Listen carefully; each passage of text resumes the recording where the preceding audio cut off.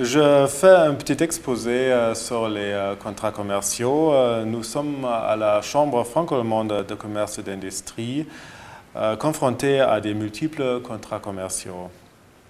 Je pense qu'on peut énumérer quelques clauses types de contrats commerciaux parce que le champ des contrats commerciaux est tellement vaste que ça serait une tâche des heures maintenant de parler de toutes sortes de contrats commerciaux à laquelle nous sommes confrontés régulièrement. Comme il y a des contrats de prestation de services, comme il y a des fournitures, des ventes, des achats, des appels d'offres internationaux.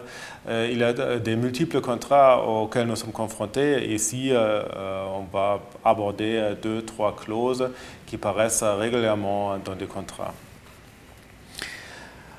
Suite à la question ou à la question croissante, permanente du marché franco-allemand, il y a des milliers de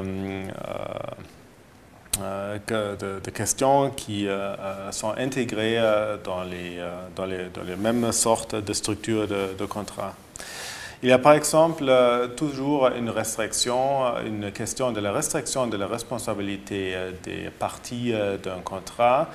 Comment est-ce que je peux au mieux me soustraire de la responsabilité professionnelle en cas de problème avec la partie adverse?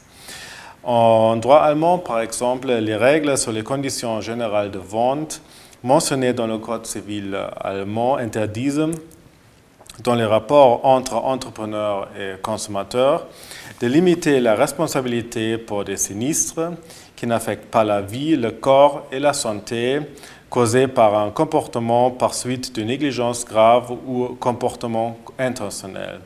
Donc, c'est pas forcément entre les commerciaux, mais cependant, cette règle ne peut être transmise dans les rapports entre deux entrepreneurs que si les coutumes et habitudes des entrepreneurs le permettent.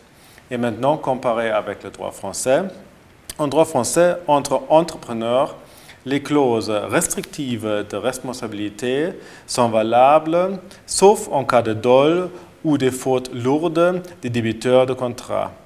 Dans les rapports entrepreneurs et consommateurs, ces clauses ne sont pas valides.